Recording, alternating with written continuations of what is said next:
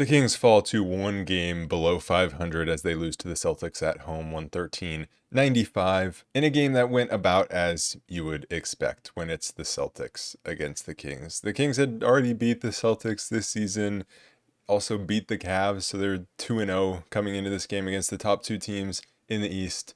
It's kind of expected that that wasn't really going to last, and the Kings stayed in this game for the first half, but then the Celtics showed why they're just the better team in the second half. And I think for the Kings, they continue to show their inconsistency offensively. Back-to-back games where the offense in the fourth quarter just completely dies. And I think the second half really as a whole for the Kings, the offense completely shifted away from what they were doing in the first half. Not in a good way, in my opinion, but it's not like I really expected a win against the Celtics. This is just really more why you had to win that game against the Bulls or win that game against the Bucks when both of those games were right there for the taking. And so now you're a game below 500 after you just lost to one of the top teams in the East. Now you're on the second out of a back-to-back playing against the top team in the West tomorrow night. It's not looking good. On top of that, the Mavericks won, the Suns beat the Bucks. So everything going poorly for the Kings, really. And with where the Kings are in the standings right now, they could very easily fall out of the play-in entirely. But to be honest, I'm not really worried about that. Whatever happens, happens. If we fall out of the play-in, then we get to keep our first-round pick. If we make the play-in, then we probably either just lose in the play-in, which is most likely what would happen, or you're just going to get swept in the first round anyways. So I feel like the situation the Kings are in, you can look at it as a win-win. Either you make the play-in and you play some meaningful games, or you don't make it, and then you get to keep your pick.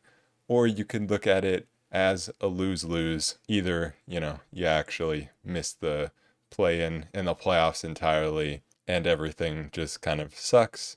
Or you make it and then still lose in the play-in and then also lose your pick. But I'm trying to view it the positive way, either they keep their pick or they play some meaningful games. But right now they are definitely falling down in the standings, and that was kind of to be expected during this stretch of games. They do have some easier games towards the end of the season, so I think they can still make it. And we got Sabonis back this game, which was really nice and unexpected because we thought it was going to be 10 days of him being out. He comes back early and he looked really good. And it was pretty much the same thing that happened when he came back from his first injury.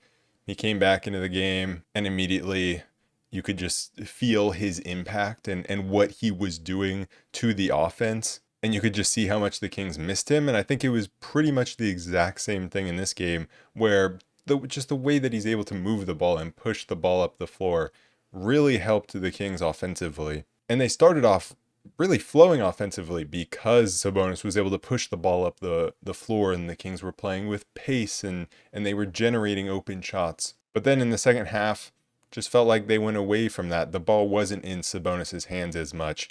They went to more isolations, and it kind of felt like DeMar and LaVine both struggled in the first half, and yet the Kings were still within 5 and their offense was still okay. And really, if either LaVine or DeRozan just would have hit some shots, the Kings would have had an amazing first half offensively.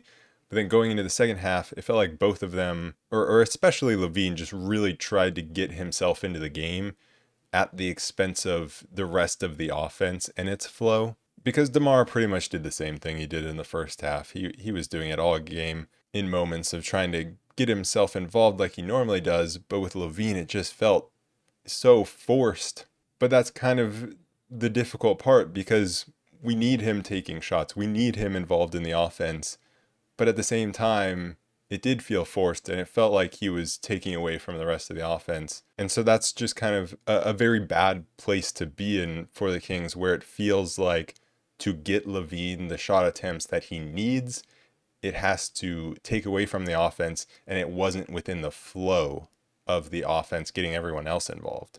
Early on, we started with Keegan hitting 2 threes. It was Keegan with a quick 8 points, and then Sabonis also getting a quick 4 points inside, and Sabonis was really just involved with everything, like I said, moving the ball around the court and pushing it.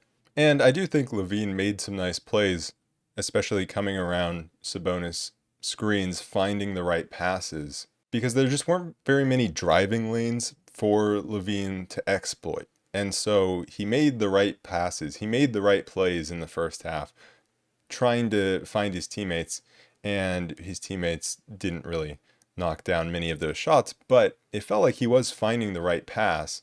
And then in the second half, that's when I feel like he kind of flipped from being the guy that was going to just make the right pass to him forcing things a little more to try to get himself involved. And so he was forcing things into the teeth of the defense, and he really wasn't able to finish at the rim. But early on, I liked how the Kings were able to get downhill. They were able to push the pace. Derek White, I think it was, put some full court pressure on Keegan, and Keegan just went right by, missed the first one at the rim, but put back his own miss. And then also Keon was able to pick off a pass and go right at Derek White and draw an and one foul with some nifty footwork, and they got Derek White into foul trouble. But the start was great. Sabonis also was pushing. He got an and one. And a lot of this was generated through the Kings getting stops, because getting stops allows Sabonis to get the rebound and push the other way. And the Celtics did find themselves some easy baskets when they would find some mismatches, especially Jaylen Brown posting up Keon Ellis, or Porzingis finding a mismatch, or when the Kings didn't want to give up a mismatch, then a timely back cut from the Celtics would get an open layup. But I think for the most part, the Kings did a good job of not conceding those switches when they didn't have to, but when they did concede those switches, they did a good job of trying to force the ball to the perimeter and then making those rotations out to the Celtic shooters. I just thought the Kings defense started out very disciplined, very few breakdowns. Keegan was doing a very good job on Jason Tatum. LaVine even held his ground against Jaylen Brown in the post. But eventually Jason Tatum kind of got himself going, and he couldn't miss from three this entire game pretty much. So he got himself going. That got the Celtics a little bit back into the game. And then to close that first quarter, the Kings went with a lineup of Keon Ellis, Zach LaVine, Keegan, LaRavia, Valanciunas. And I really liked that unit. Despite Zach LaVine not having a good game, he had some turnovers, he was just missing shots. But that unit with Keon, Keegan, LaRavia was a good defensive unit. And then offensively, despite LaVine pretty much being a non-factor, I thought Keon Ellis did a pretty good job early on of playing the point guard and making some nice passes. And they were playing through Valanciunas, and he was making good decisions. And honestly, if the Kings just maybe got a few more foul calls, I don't think the officiating was favorable to them throughout this game. I think maybe if they got a little bit more of a favorable whistle, they could have had a pretty solid lead. Or if they could have just, like Zach LaVine, could have just made a few shots. But instead, they ended the quarter down one. Peyton Pritchard hitting a three at the buzzer. And so that unit to end the quarter did lose those minutes. They gave up the lead. I still liked how that unit was playing because of what you're getting defensively, and offensively there are flaws. And so my expectations just weren't very high for that unit offensively, and they did miss shots. I thought Keegan did a good job of being aggressive, but then he just wasn't really hitting his shots with that unit. And so you do need a little more offense, and it would be nice to have an actual point guard to play along in that unit. And I think that's just one of the big flaws with this Kings team. You look at when you have Malik Monk out, even when he's in, but especially when he's out, you have no point guards. And Markelle Fultz, he played 11 minutes in this game and played well, but not providing the playmaking that the Kings need offensively. He did other things, like defensively, I think he was good, and he actually knocked down a couple threes. But the Kings need a point guard that can actually make some plays and set some things up. There was an obvious lack of that. And to start the second quarter, we put in Fultz for Keon, DeMar came in for LaVine, and Trey Lyles came in for Keegan. And so that's an even worse offensive lineup where pretty much it's just all on DeMar to make things happen. But I thought that unit was still good defensively, and they were flying around. The rotations were so good. But the Celtics are the type of team that even if you play 24 seconds of pretty solid defense, flying around, chasing guys off the three-point line, which they were doing, they would still score on some of those possessions. But offensively, that unit looked terrible, and it was just DeMar trying to create things, and he was not really knocking down his shots. The thing that kept the Kings in the game during that time was the defense, but then also Markelle Fultz hitting a three, Jake LaRavia leaking out for a dunk, getting some buckets in ways that are either easy offense in transition like the LaRavia one, or maybe from a source that you don't really expect, like Markelle Fultz knocking down a three. Eventually, Domas came in for JV in that lineup, and so that helped the offense a little bit. But I thought the rotations were good, especially when Porzingis would try to pick and pop. The guy from the corner was helping up to try to take away that shot for Porzingis, and they were rotating from there. But something the Celtics were doing, after they would make a bucket, they were not letting the Kings get out and run. Jaylen Brown held the ball after he made a basket at the rim, and the Kings tried to look at the ref like that's the delay of game, and the ref just said nope. Like there was an obvious conversation there. I don't know why that wasn't a delay game. Then the next possession, Porzingis hits one and he knocks the ball out of bounds, and that one did get called for a delay game warning. But you could see the Celtics were very obviously trying to slow the Kings down, and I think it worked. I think the Kings kind of fell for it a little bit. They did slow their offense down, and DeMar DeRozan couldn't get anything to go other than like rebounding his own misses and then getting it to go. Markelle Fultz did hit another three. Also, the Kings got Derek White and Kristaps Porzingis both into foul trouble, both 3 fouls like halfway through the second quarter, which could have been big, but really wasn't, because this Celtics team is just a little too deep for that. Getting like Baylor Shireman to come off the bench and hit 3 for 6 from 3. It looked like the Kings maybe went zone for like a possession, and Keon just came way too far off Pritchard on the wing, and Pritchard was able to knock down a 3. That happened a couple of times where Pritchard just got too open on the wing. Only got punished that one time, but I think the Kings exited out of that zone pretty quickly because of that, if it even was a zone in the first place. Finally, Zach LaVine did get a mid-ranger to go coming around a screen, but that was pretty much all he did, because then towards the end of the quarter, he proceeded to turn it over a couple times. Like there was one play where he's going 2 for 1, but he just drove into 2 defenders. And what he did continuously throughout this game was just trying to throw his body into the big at the rim, trying to draw a foul and get bailed out. And it kind of felt like he was only going one speed. Like he didn't have another speed that he could go. There was no slowing it down. It was just full speed at the rim, go straight into the big and try to finish at the rim and really just try to get a foul call. And that kind of one speed resulted in bad shots and turnovers. There was one nice play towards the end of the quarter though. Keegan had a nice behind the back against Jason Tatum, went to the rim, Sabonis had his man sealed, and Keegan was able to finish. That was nice. But then Tatum just responds with a 3, and he hit a couple of 3s towards the end of the quarter that got the Celtics a 5-point lead. To start the third quarter, the Celtics really just tried to get up as many 3s as possible. And honestly, it was bailing the Kings out. They made some, but it really was bailing the Kings defense out. But it's kind of one of those things where it's like, that's their philosophy. They took 53s in the game. So yes, there was a portion of the game where it did let us off the hook. They could have gotten inside and they could have generated better looks. But sometimes those are the things that you live with as Boston, because that's your philosophy and because you hit 11 more 3s than us. We only took 24 3s. The 3-point disparity was 19 made for the Celtics to 8. 24 3s, that's just not enough for the Kings. You can't only shoot 24 3s in the game. That just can't happen. Especially in a game where you're not necessarily dominating the paint either. You're not getting to the free throw line, although the Kings should have gotten to the free throw line more.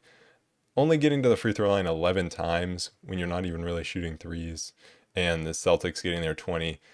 They're definitely, like I said, the officiating was not great. Definitely not the reason we lost this game, but they needed to get up more 3s. And in that second half, it really just was not happening because the ball was not moving the same. The Kings did get a couple of looks inside early on. Sabonis had a put back after Keegan went to the rim hard. He got blocked, but it's still good for him to go hard, pull Porzingis out of position, and so Sabonis can get the putback. LaVine also had a nice baseline drive and dunk. But then the Celtics actually started to go inside, and that's when they really started to pull away. When Tatum realized he could get inside, LaVine missed a layup on one end, Tatum goes to the other end and makes a layup. And Jason Tatum was hunting mismatches, especially against Keon Ellis. And Keon was trying to go for steals, and he almost came up with a few, but Tatum was drawing fouls. And that's really what the Celtics did all second half that got them this win, was the way that they were hunting mismatches, the way that they were going into their pick and rolls and getting these switches. And then defensively, the way they were preventing mismatches from happening on the other end, the way they were defending. The Celtics were able to control the pick and roll on both ends. They were able to control who was involved offensively for both teams and who was involved defensively for both teams. And there's a few reasons for that. The main one is just the versatility that the Celtics have defensively, but it isn't just that, because at a point they were playing double bigs a little later on after Tatum went down with the ankle injury, and they were playing Porzingis and Kornet together, and the Celtics were still able to involve who they wanted in any defensive action. Just really smart switching and heads-up defense from everyone on the Celtics. And it felt like any time the Kings were about to pass into an open shot, all of a sudden there's a Celtic already making that rotation already there. And most of the time it's like Derek White. I thought he had a very good defensive second half especially. So there were just those moments where against any other team, you're making this pass to an open shooter in the corner and you're probably going to get a good look. And against the Celtics, it's just like, wow, they already have someone there defensively. Because that's just how good of a team they are, really. They did start to knock down some threes. Keegan hit a three because Jaylen Brown was like complaining on one end. Keon hit a three, but then Tatum responded with a crazy three of his own. Derek White hit a three and Keon responded with a corner three. So the teams just started trading threes back and forth, obviously more favoring the Celtics. This is when Zach LaVine really started to dribble the air out of the ball and turn it over. And then Jason Tatum draws that and one on a three, the 4-point play that gets upgraded to a flagrant, which it definitely was a flagrant against Sabonis. That was a reckless closeout. Obviously not intentional, and he apologized for it, but definitely a reckless closeout from Sabonis, and Tatum would take the free throws, make one, and then go back to the locker room and not return.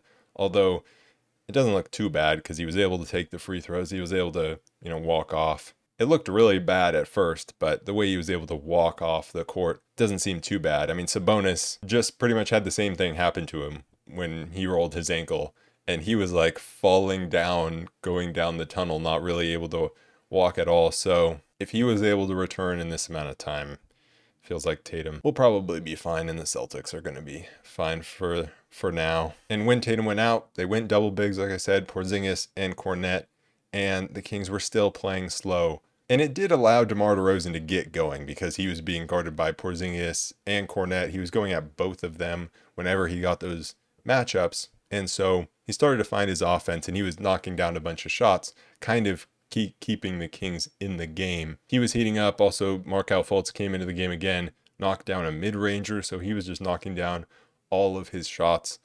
So offensively, the Kings did pick it up against this double big lineup, finding ways to exploit it. But they weren't able to pick up the pace, and then defensively, the Celtics were just able to find more gaps within the Kings' rotations in the second half than they were in the first half. Peyton Pritchard was making a lot of things happen, and also the Kings were having a tough time guarding when Luke Kornet was rolling down the middle of the paint and Porzingis was out on the wing.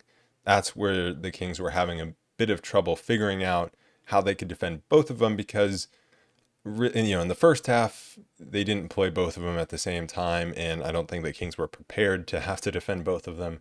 So it resulted in Porzingis getting some open looks on the outside, because you can't give up a dunk to Kornet, obviously. And the Celtics were able to get up to a 10-point lead at the end of the third quarter. And at the start of the fourth quarter, things continued to go downhill, and the offense was Keon Ellis trying to make things happen. That's not a good sign.